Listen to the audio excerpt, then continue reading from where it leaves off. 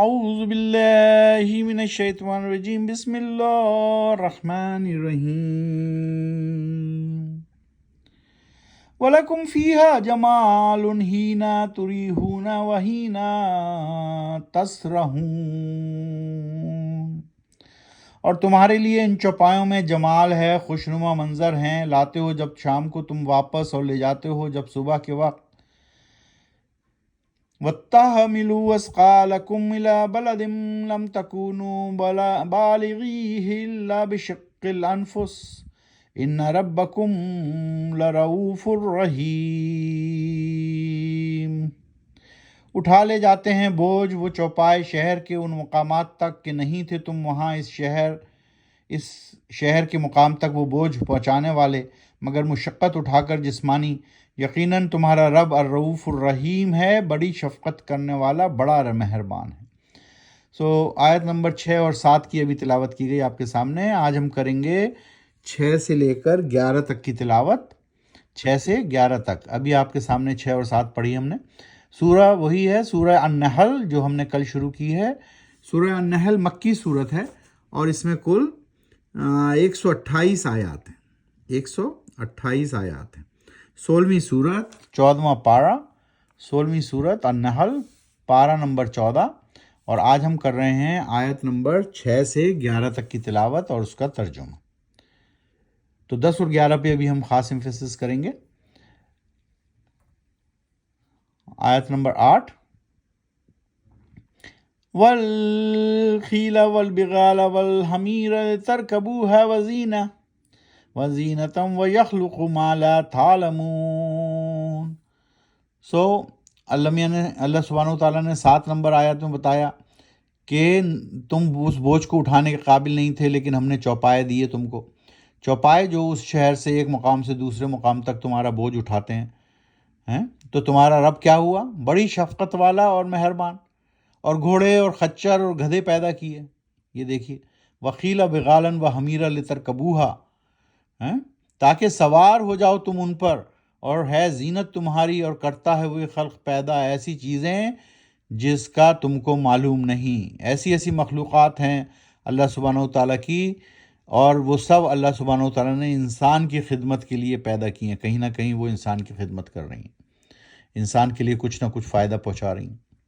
وَعَلَى اللَّهِ قَصْدُ السَّبِيلِ وَمِنْهَا جَائِرٌ وَلَوْ شَاءَ لَهُمْ لَهَدَاكُمْ أَجْمَعِينَ۔ اور ذمہ ہے اللہ کا کہ بتلانا سیدھا راستہ، اور کچھ راستے ان میں سے ٹیڑھے بھی ہیں، تمنا کے راستے، لالچ کے راستے، وسوسے کے راستے۔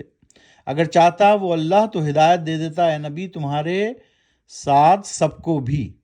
اللہ سبحانہ وتعالیٰ اگر چاہتا تو سب کو ہی ہدایت دے دیتا۔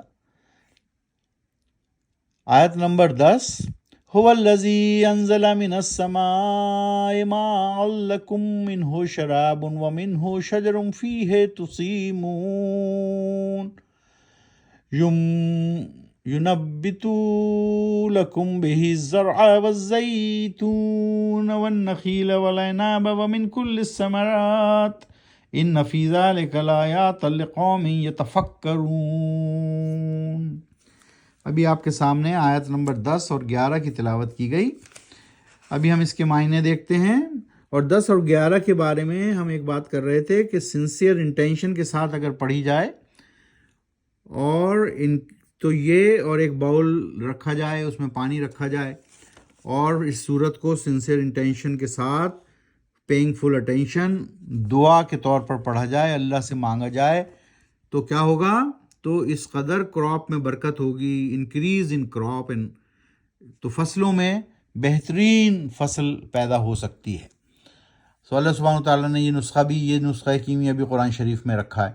یہ بھی ایک معجزہ ہے اس 2 آیات کا، سورہ النحل کی۔ 10 اور 11 کا ترجمہ دیکھتے ہیں، دیکھیے کتنا خوبصورت ترجمہ ہے۔ وہی ہستی اللہ ہے جس نے برسایا پانی آسمان سے تمہارے لیے، جس میں سے پیتے ہو تم، اور اسی سے اگاتے ہیں درخت اور سبزہ بھی، جس میں چراتے ہو تم جانوروں کو اپنے۔ اگاتا ہے وہی ہستی اللہ تمہارے لیے اس پانی سے کھیتی، اور زیتون اور کھجور اور انگور اور ہر قسم کے پھل۔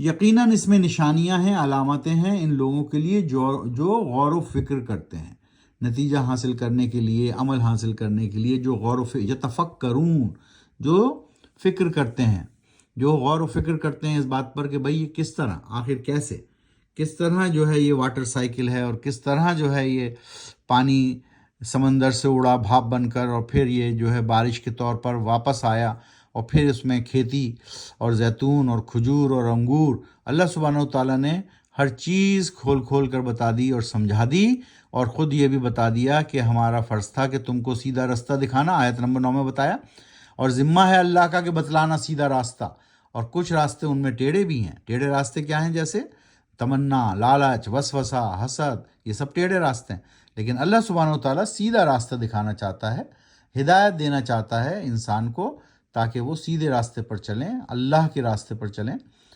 10 اور 11 کی جو اہمیت تھی وہ بھی ہم نے ابھی پڑھی، اور معنی اس کے بہترین۔ تو اگر یہ سنسیئرلی پڑھیں اور ایک بال پانی میں اس کو پڑھ کر اور اس پر جو ہے وہ پھونک مار دیں، تو اللہ کے حکم سے، اللہ سبحانہ و تعالیٰ کے حکم سے فصل میں بے تحاشا برکت ہوگی، بے تحاشا، یعنی فصل بہترین ہوگی۔ تو اس طرح قرآن شریف کو سمجھ کر پڑھیے، آہستہ آہستہ پڑھیے، اور اپنی زندگیوں میں نافذ کیجیے۔ صدق اللہ العظیم۔